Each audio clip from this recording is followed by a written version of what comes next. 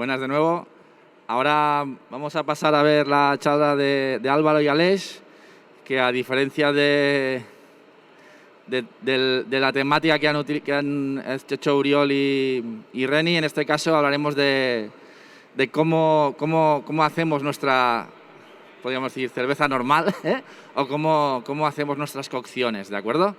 Nada, les doy paso a Álvaro. Muchas gracias. Bueno, muy buenos días a todas y a todos. Mi nombre es Álvaro Mayordomo y he realizado el máster en bebidas fermentadas, como ha comentado Roger. Lo que les vengo a presentar hoy aquí es mi trabajo de final de máster, el cual es un trabajo de investigación en el cual hemos querido poner en conjunto diversas cerveceras para saber su modo de trabajo y de esa forma poder entender o extraer conclusiones que nos ayuden a mejorar en el territorio.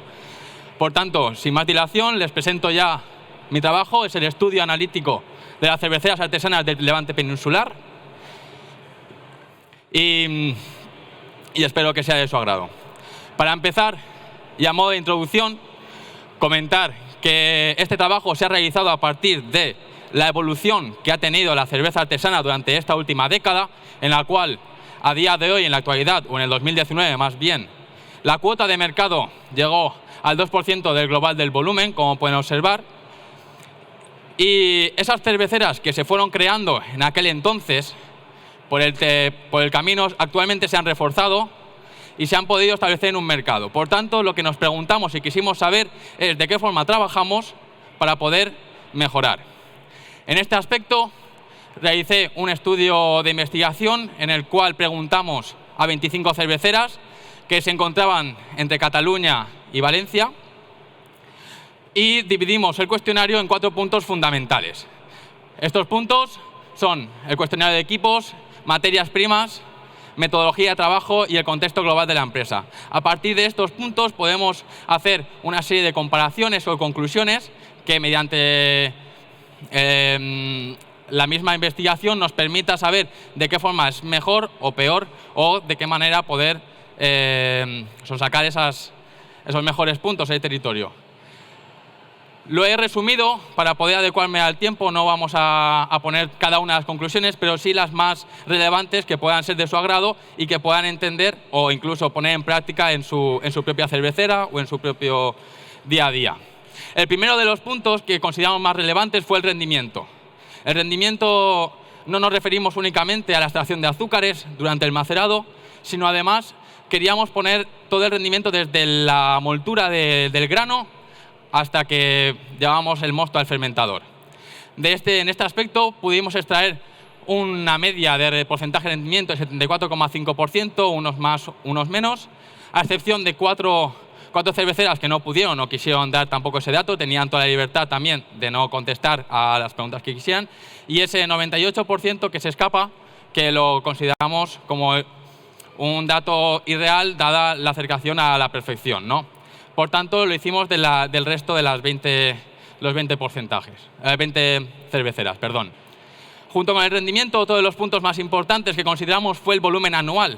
Podemos entender muy bien el contexto de la cervecera, sabiendo cuántos volúmenes de cerveza puede producir al año, y además podemos entender también el contexto del trabajo, diferenciando entre el volumen máximo de la fábrica que más produce y la que menos, hablando de 6.000 hectolitros anuales y de 40.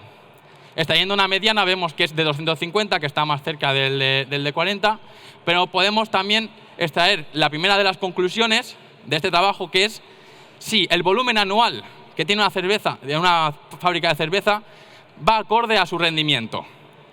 Aquí les puedo contestar que no. No extraímos una conclusión directa de que a mayor rendimiento de equipo hubiera también un mayor volumen producido. Habían fábricas de cerveza que producían menos volumen, que tenían un rendimiento más alto que aquellas que producían más. En cuanto al equipo de elaboración, otro de los puntos que nos pareció más relevantes fue entender qué tipo de obrador utilizaban, si Mass Tun o Lauter Tun, y cuál de ellos podía extraer un mayor rendimiento. Como pueden observar en la gráfica, aproximadamente el 50% trabajaba Mastun y el otro 50% más o menos Lauter, y no hubo una relación directa tampoco. Lo que pudimos traer es que las dos opciones son igual de válidas, porque tanto el Mastun lo utilizan cerveceras con mucho volumen producido y con muy buen rendimiento anual, y en el Lauter de la misma manera. No había una única dirección en este aspecto. Continuando, las fuentes energéticas también fueron una parte bastante importante de este trabajo. Consideramos imprescindible preguntar la fuente del macerador, de la olla de cocción, incluso del tanque de agua si la tenían. Como podemos observar en la gráfica, hay un porcentaje bastante parejo cuando hablamos de vapor y cuando hablamos de gas en cuanto al macerador, pero si nos vamos al kettle o a la olla de cocción, hay una diferencia bastante grande en cuanto a las cerveceras que únicamente utilizan gas para dar ese potencial o llegar a ese punto de ebullición durante la producción de elaboración de cerveza. En cuanto al tanque de agua, extraímos una conclusión muy interesante, porque nos preguntamos si a mayor volumen de tanque necesitaban un tipo de fuente energética específico, y vimos que sí. Vimos que habían más cerveceras que utilizaban electricidad, pero las cuales tienen menor volumen de tanque, a diferencia de las cerveceras que tienen tanques mayores, con mayor capacidad y que van a producir más cerveza. Es decir, que en el vapor es utilizado para mayores cantidades de agua. En cuanto a las materias primas, nos destacamos entre el lúpulo y levadura. En este caso, el lúpulo se utiliza en forma de pellet en el 100% de las cerveceras, a excepción de una que hacía mezcla entre flor y pellet, pero absolutamente ninguna utilizaba únicamente flor. Además, preguntamos si utilizaban producto de proximidad, y entre ellas 15 de las 25 cerveceras que preguntamos sí que utiliza lúpulo de proximidad, no todo, pero puede crear mezclas y favorece esa compra. En cuanto a las levaduras, pasa algo parecido. Ninguna utiliza únicamente levadura líquida, pero todas utilizan levadura seca. Pueden hacer mezclas, pero la levadura líquida siempre la utilizan si también van a utilizar levadura seca. En el 68% de las cerveceras, además, un dato relevante es que lo van a hidratar. Habían cerveceras que no rehidratan esa levadura seca con un argumento de que esa misma levadura ya está preparada para soportar esa osmosis o ese estrés que tiene la levadura cuando entra en el mosto. Entrando ya en la parte de metodología, uno de los puntos también importantes en el cervecero es el tiempo, ¿no? Entendemos que el tiempo durante la elaboración es muy importante, y extrajimos que había una diferencia de 15 minutos cuando hacemos el whirlpool, a diferencia de si lo hacemos en una olla de cocción o si lo hacemos en una olla aparte. En cuanto a la carbonatación, y ya llegando a la parte final del proceso de los puntos importantes, esta gráfica lo que queremos hacer ver, o que podáis entender, es que cuando hablamos del número de cerveceras que carbonatan, la mayoría lo hace en forma de botella. Como pueden observar, la diferencia es bastante grande. Sin embargo, cuando hablamos del volumen total producido o carbonatado, se carbonata más cerveza en línea. Es decir, las cerveceras con mayor capacidad de producción tienen la capacidad de utilizar una carbonatación en línea. También esto lo podemos asociar a una mejor economía, una mayor capacidad para disponer de equipos que les permitan carbonatar en línea, y que haya esa distinción entre unas y otras. Ya llegando a la parte final de la presentación, y voy a dar paso ya a mi compañero, les voy a enseñar la última gráfica, que es el envasado, donde lo único que quiero matizar es que puedan observar la diferencia de envases o el porcentaje mayoritario de envases a la hora de tratar la botella o tratar el barril. Cuando hablamos de botella, es la botella de 33 centilitros la mayoritaria por excelencia, con un casi 80% de uso, mientras que cuando hablamos del tipo de barril está bastante igualado, pero sí que hay una diferencia en el barril de un solo uso con casi 40%, el inoxidable con un 33% y el último el 29% del barril reutilizable. Muchas gracias y voy a dar paso a mi compañero.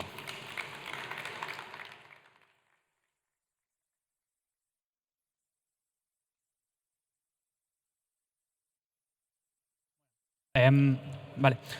Hola, buenos días. Yo soy Aleix, también he estudiado el máster de bebidas fermentadas, ¿vale? Y básicamente os voy a hablar de cómo hacemos nuestra cerveza, pero a partir del análisis de una serie de parámetros físico-químicos, ¿vale? Cuando nosotros hacemos cerveza, desde el homebrewer más básico hasta aquellos que producen millones de cervezas, aquí en el Estado español siempre tendemos a mirarnos en un espejo, ¿vale? Ese espejo es el de la bibliografía tradicional de muchos libros como el Kunze, ¿no? Considerado para muchos como la Biblia de los cerveceros. Pero realmente nosotros, cuando elaboramos un mosto, lo estamos elaborando según dice el Kunze.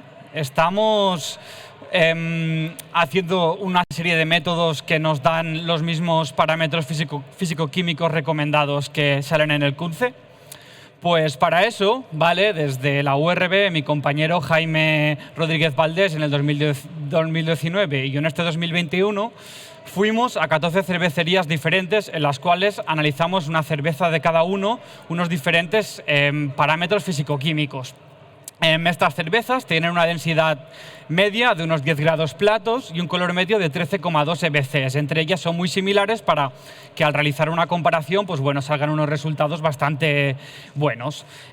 Cocciones habían diferentes, entre las que iban de 200 a 50 litros por cocción hasta unas 2.500 litros por cocción.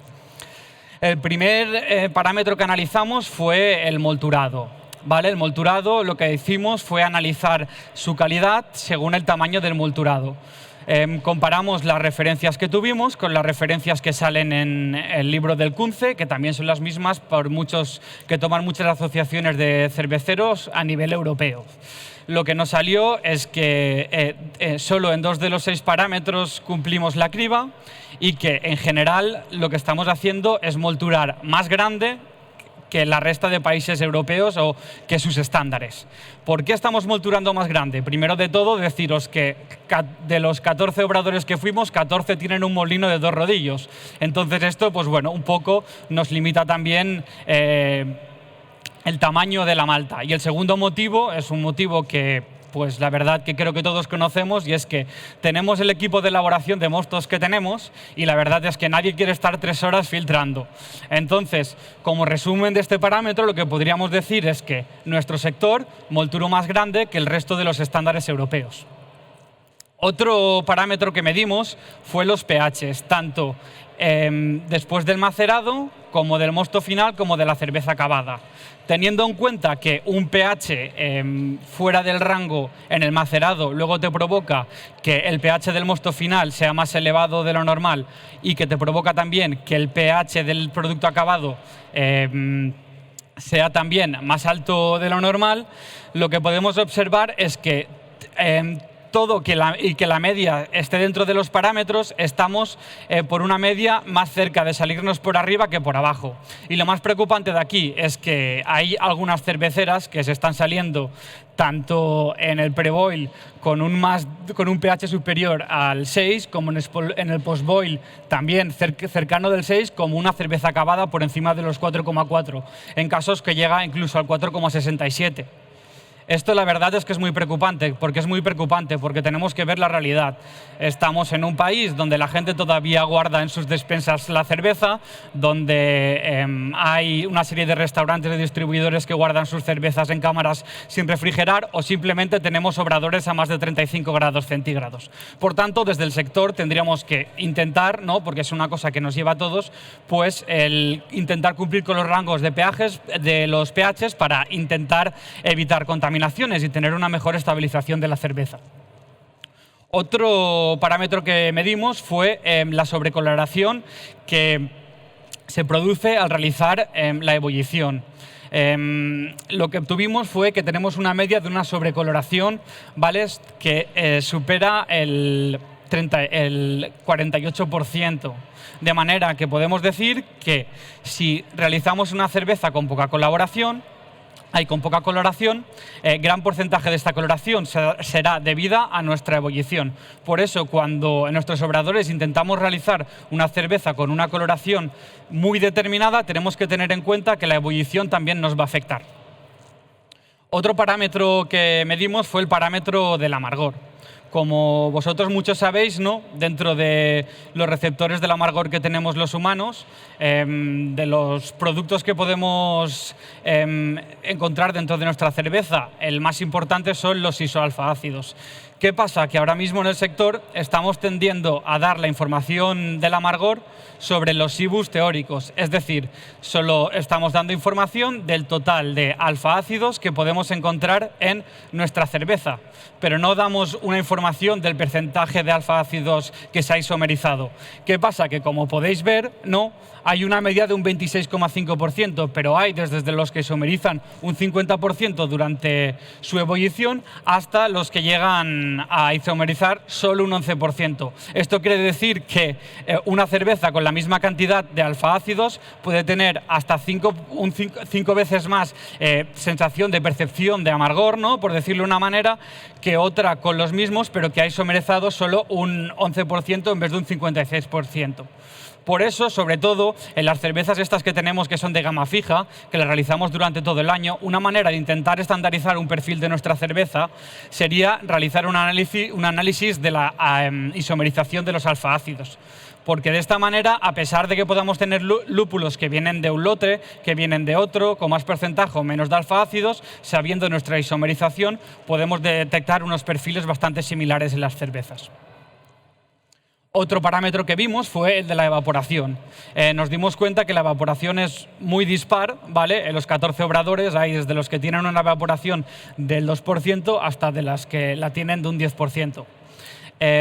Esto, sobre todo, es un poco preocupante y tendríamos que mirarlo desde un punto energético. Tendríamos que revisar en aquellas en que la evaporación supera 5 o el 6%, tendríamos que revisar nuestros obradores y nuestros métodos, porque al final, ¿no?, estamos intentando vender también un producto de proximidad, ¿no?, y nuestra idea también es que energéticamente sean los menos costosos posibles, ya no solo de un punto de vista económico.